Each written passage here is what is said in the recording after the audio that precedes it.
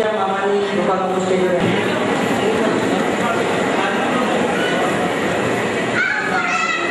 दत्तात्रय नारायण यांचे नाव चिरंजीव रविराज आणि त्याला रवी तुकाराम चंदले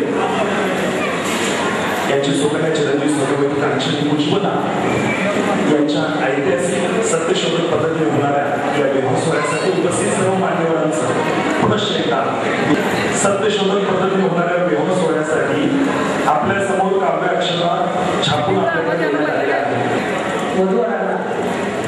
वधूवरांना भाषण देण्यासाठी आणि याबद्दल माहिती सांगण्यासाठी पहिल्यांदा मी निमंत्रित करतो गिरीश पोंढे दोन वेळ लागले आपल्याला माहिती सांगतो.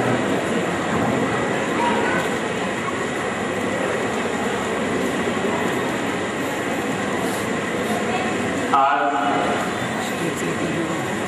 या आनंद क्षणी जे विवाह बंद होत आहेत ते आमचे कार्यकर्ते आणि मित्र रविराज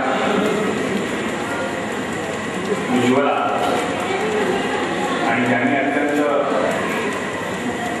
शाहू महाराजांच्या विचारांचे वारसदार म्हणून चांगल्या पद्धतीने सत्यशोधक विवाह पद्धतीला मान्यता दर्शवली ते सर्व वधूकडचे आणि वराकडचे नातेवाईक आणि तुम्ही सर्व मित्र आपलेश मंडळी.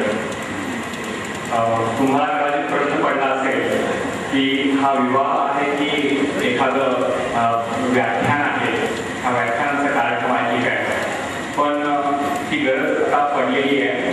कारण 1873 साली जेव्हा महात्मा फुले सत्यशोधक समाजाची स्थापना केली तेव्हापासून आजपर्यंत हे सत्य शोधनाची जी लढाई आहे, हे जे प्रबोधन आहे, महात्मा फुलेंना कोल्हापुरामध्ये अशा पद्धतीचा विवाह हा संपन्न होतोय. डॉक्टर बाबासाहेब आंबेडकर यांच्यासारखे आम्ही मिळाले त्याच पद्धतीनं सुरू आहे. पण लक्षात घ्या की सत्य शोधनाचं जे काम आहे हे काम आपण सामान्य लोकांनी कुठेतरी थोडंसं आपण सामान्य त्याच्यामध्ये कमी पडतोय अशी थोडीशी अवस्था निर्माण झालेली आहे. महालक्ष्मी मंदिरामध्ये गाभाऱ्याचा प्रवेश असो किंवा वेगवेगळे यज्ञ असो, आपण हे मुहूर्त असो किंवा ज्योतिषशास्त्र असो, हे सगळे अवैज्ञानिक गोष्टी आहेत. यांना सामान्य लोक देखील बळी पडताना दिसतात आणि अशा सगळ्या वातावरणामध्ये रविराज आणि उज्ज्वला यांनी हे पाऊल उचललेलं आहे. हे क्रांतिकारक पाऊल आहे. त्याच्यावर सर्वांनी जोरात टाळ्यावर त्यांचं अभिनंदन करावं असं मला वाटतं. एकच मुद्दा मानून मी थांबणार आहे, कारण हा काही व्याख्यानाचा कार्यक्रम नाहीये. विवाहाची आपण आतुरतेने वाट पाहत आहात की यावेळी जे परंपरा जे काही कर्मकांड होणार होतं त्यात आम्ही कर्मकांडाला त्या सगळ्या महात्मा फुलेंची आम्ही शाहू महाराजांची आम्ही त्यांना विरोध का करतो, हे सगळे अवैज्ञानिक आहे म्हणून याला आमचा विरोध आहे. नंबर 1. नंबर 2, त्याच्यामध्ये विषमता दडलेली आहे. ती विषमतेची प्रतीक आहे म्हणून आम्हाला आमचा त्याला विरोध आहे. जर या ठिकाणी कदाचित एखादा यज्ञ आणला गेला असता, आपली जी जुनी शोषणाची संस्कृती होती त्या शोषणाच्या संस्कृतीमध्ये हे सगळं यज्ञाच्या भोवती सगळ्या गोष्टी त्या ठिकाणी वेगळी मंगलाष्टक म्हणली जाणार होती आणि जी संस्कृत भाषेमध्ये मंगलाष्टक होणार होती, जी सामान्य भाषा सामान्य लोकांना कधीच ती भाषा कळत नाही अशा त्या भाषेमध्ये ती म्हटली जाणार होती, ज्याच्यामध्ये कदाचित 7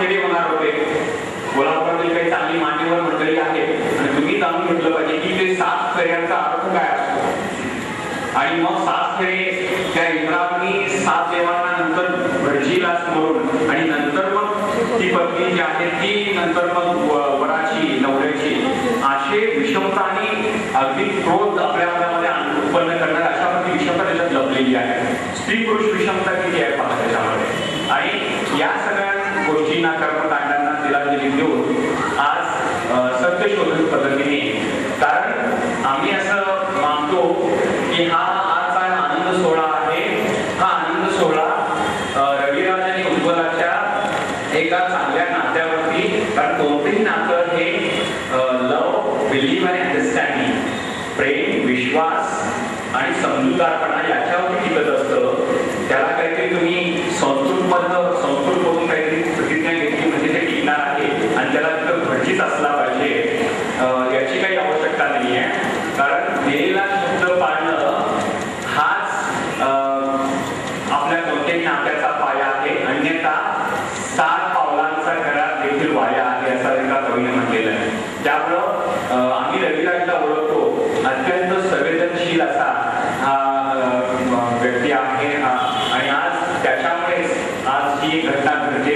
अन्यथा आम्ही या ठिकाणी आंतरराष्ट्रीय विवाह चालवतो. आम्हाला माहिती की या देशातील सर्वात मोठी जी कोणती अंधश्रद्धा असेल तर ही जात ही अंधश्रद्धा आहे. ही पण आपण पुढं नाकारली पाहिजे आणि सत्यशोधक पद्धतीने हा जो विवाह होतोय आमच्या सर्व पुरोगामी संघटना आणि पुरोगामी कार्यकर्त्यांच्या परिवारातर्फे यांच्या पुढच्या आयुष्यासाठी आम्ही शुभेच्छा व्यक्त करतो आणि माझं मी या ठिकाणी 2 शब्द थांबवून घेतो. धन्यवाद सर. मी मान्यवरांना विनंती करतो, त्यामध्ये मनोगत अधिक आहे त्यामुळे आपण 2 मिनिटाचा वेळ घ्या. त्यानंतर आदरणीय शिवाजीराव पडवळकर सर, आदरणीय शिवाजीराव पडवळकर सर.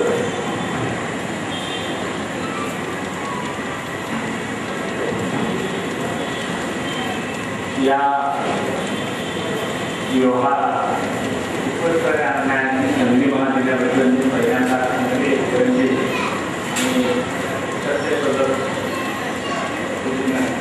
हा विवाह पुढे चालू देण्यासाठी काम करणारे हे कार्यकर्ते यांचं पहिल्यांदा आभार.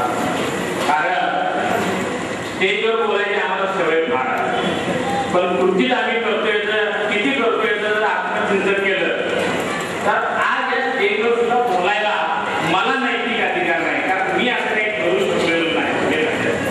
आज इथे एन डी पाटील सर असते, पानसरे साहेब असते तर त्यांनी सुद्धा मला हळूच कान धरून विचारलं असतं, शिवाजी खरं सांगतो स्टेजवर बोलू शकतील काय. आणि म्हणून मी मुद्दा रविराज उज्ज्वलाचे या सगळ्यांचं मुद्दा अभिनंदन करतो आणि त्याहीपेक्षा त्यांच्या पालकांचं दोन्ही कुटुंबियांचं मुद्दा अभिनंदन करतो की आपले नकोचे दुराग्रह सोडून या दोन्ही जोडप्यांच्या भावी आयुष्याचं कल्याण करण्यात आहे हे ज्या महात्मा फुलेंनी सांगितलं त्याची कास धरून आपले सर्व दुराग्रह हा सत्यशोधक पद्धतीचा विवाहाला प्रोत्साहन त्याने दिलं. त्या पद्धतीने पहिल्यांदा अभिनंदन. महात्मा फुलेंनी सत्यशोधक पद्धतीने विवाह 1873 साली सांगितलं. प्रत्येक माणसं आपण त्याला म्हणतो त्याला कारण आपण नेहमी माणसा बोलतो की सत्य हे प्रेमाला बाधित असते. आता 1873 साली महात्मा फुले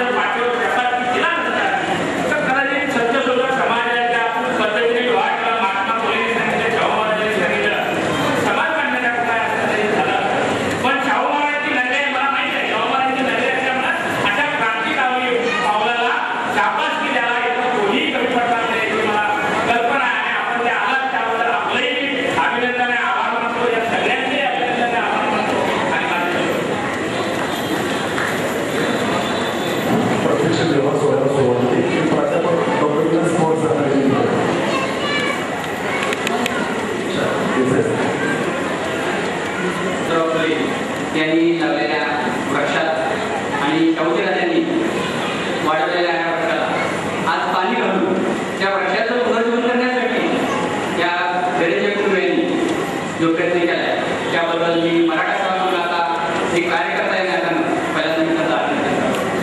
त्याच पद्धतीनं ह्या वेगवेगळ्या कार्यक्रमासाठी उपस्थित असणाऱ्या सर्वांना मी पुन्हा एकदा स्वागत करतो. खरं तर ज्योतिरावांनी लावलेला हा वृक्ष जो आहे ते समाजाची दयनीय स्थिती दूर करण्यासाठी एखाद्या विशिष्ट समाजाला विरोध करण्यासाठी नव्हती हे त्यातून सत्य आहे. ज्योतिरावांनी निर्माण केलेला हा वृक्ष या ठिकाणी लग्नाच्या उदरपट्टीतून लग्नाच्या शोषण प्रक्रियेतून समाजाचं नुकसान होत आहे. बहुतेक समाज पूर्णपणे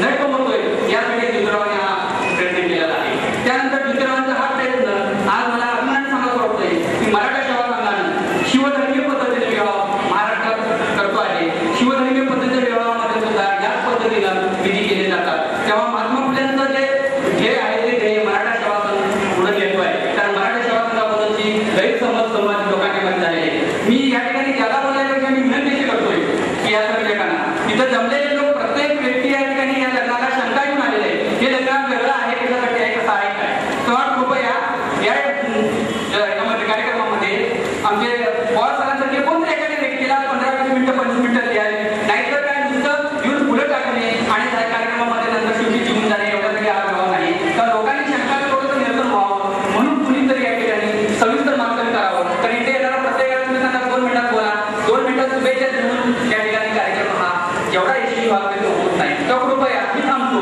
परंतु माझी वेळ आहे की पूजाला द्यावी आणि या ठिकाणी 15 मिनिट वाचनाचं द्यावं सविस्तरीने मांडावं. या ठिकाणी आलेले जे आज शेकडो हजारोचे लोक आहेत ते तापलेले आहेत विशिष्ट मुंडोर आहेत त्यांना काही योग्य टोका घालून जर वाचन केलं तर नक्की काय होणार आहे. किरकिर क्रियेने केलेला हा त्याग जो आहे या ठिकाणी आदर्श ठेवलेला आहे तो आदर्श लोकांच्या पर्यंत आहे. तो कृपया पुढच्या वक्त्यांना सविस्तर मांडणी करावी. जय जिजाऊ जय शिवराय.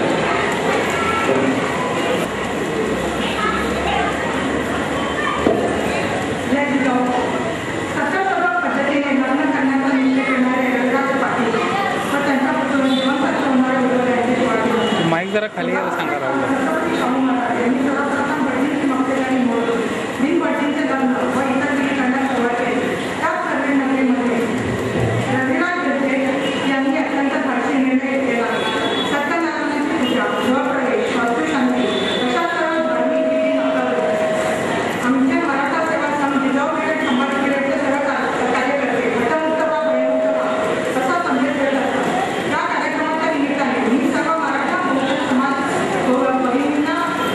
करते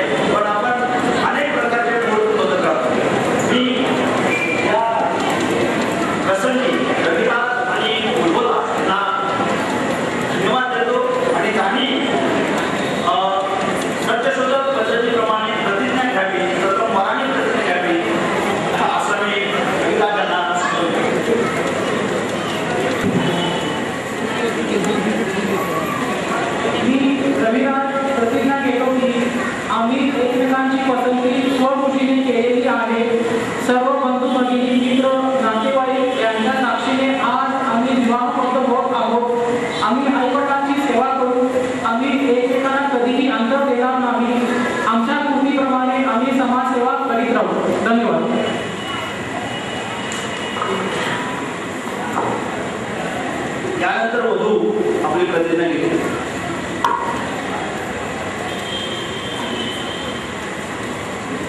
मी उज्ज्वला प्रतिज्ञा घेते की